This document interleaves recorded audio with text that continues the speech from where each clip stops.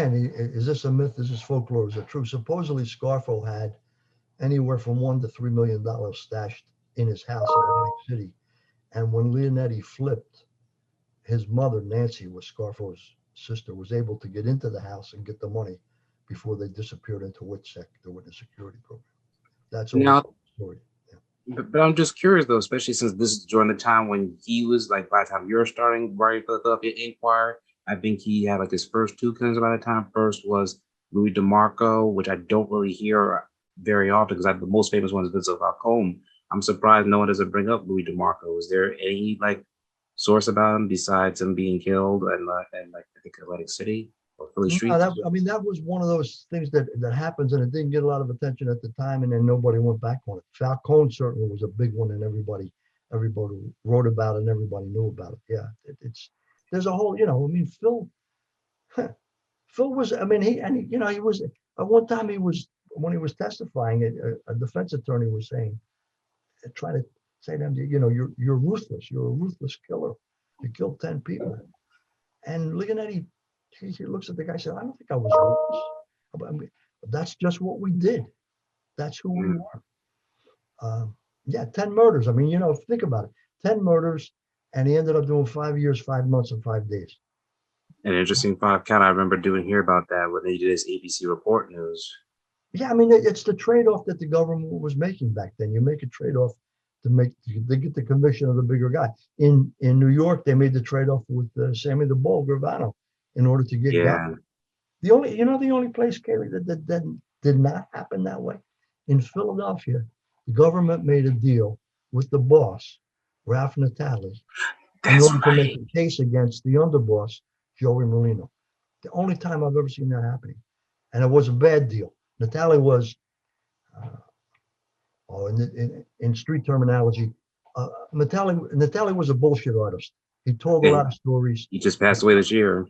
Yeah, couldn't back them up. Um, and he wasn't a good witness at all. But the government made the deal. They were so enamored of, we're going to flip a mob boss and get him to cooperate. And it was number one, flipping a mob boss. Number two, Merlino had become the face of the Philadelphia mob. Merlino had the Christmas parties for the homeless and was really under the skin of the FBI in Philadelphia. He was the celebrity gangster. He was the John Gotti of Passion Avenue. So the government made a choice, and they made a deal with, I think it was a terrible deal, a deal with Natale to get Merlino. Only time I think it's ever happened. You make a deal with the boss to get the underboss. Whereas in these other cases, Gravano to get Gotti, you always you work your way up the ladder. Gotcha. Man, it's funny that you mentioned that because I almost forgot about mentioning about Ralph Natale, especially since his recent passing. He's done an interview where he was very heated to talk about Scarfo Leonetti.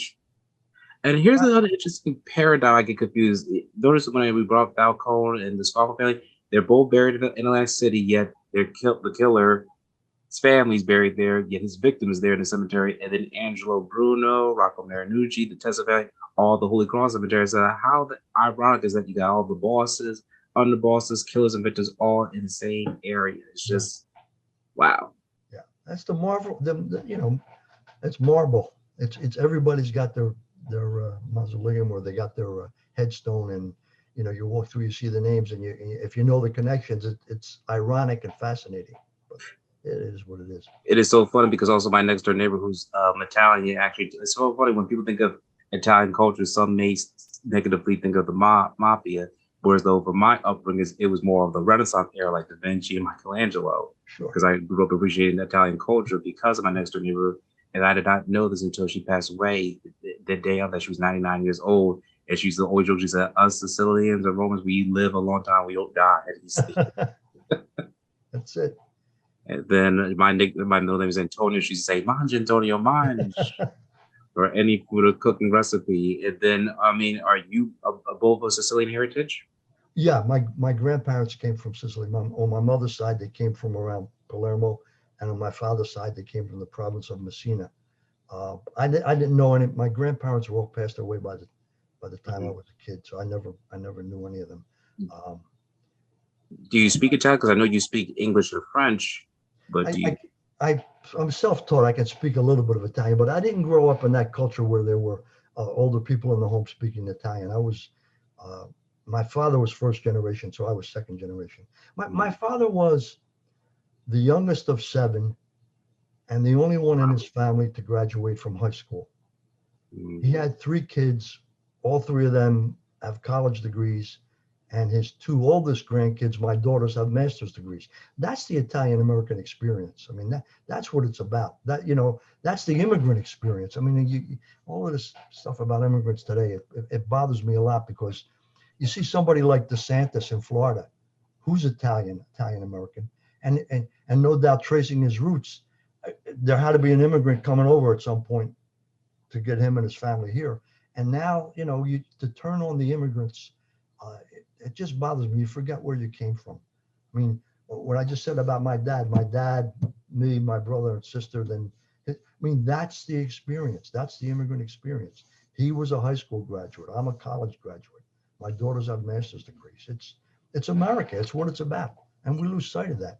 And the mafia, people get enamored of the mafia, and it's the mafia, Cosa Nostra, has basically taken the values of the Italian American experience, honor, family, and loyalty, and bastardized it to their own ends to justify who they are and what they did.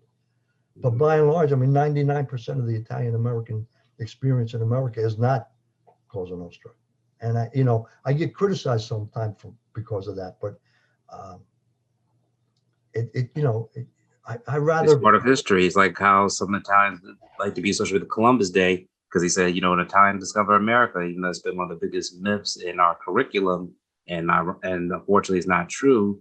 But I said, but also do Italians want to be associated with a guy who's known for doing like mass killings either? So it's just one of those interesting complexes. Yeah, I mean, and if I've done a little bit of research about the whole Columbus Day, how it evolved, and the way it evolved. This is, I think, 1892. I think the president was a guy named Rutherford. And a lot of people don't know this. In 1891 in New Orleans, there was a mass lynching of Sicilians. They were suspected of having killed the sheriff. And the townspeople broke into the jail and strung up these Sicilian immigrants. And there was a great hue and cry. Italy was going to recall their ambassador to the United States. And I think the president was Rutherford, wanted to do something to placate the Italian government. And they're looking around for what can we do? What can we do? And he said, "Oh, let's have a Columbus Day parade." That's where the origin of it was. Because Columbus did a lot of terrible things. There's no doubt about that historically. But it was, again, it's politics. It was create a situation to placate a voting bloc, and it all stemmed from this terrible lynching in New Orleans. We can argue back and forth about the values of Columbus and what he did and what he didn't do. But a lot of people don't know the origin of Columbus Day had very little to do with anything except politics. They could have picked somebody else, Rutherford and his administration. They ended up. Thank you for watching this video. Please subscribe to our channel and check out more content. Feel free to give us your feedback and suggestions on who we should do next in the comments. This is Infinitely Productions. We love ya.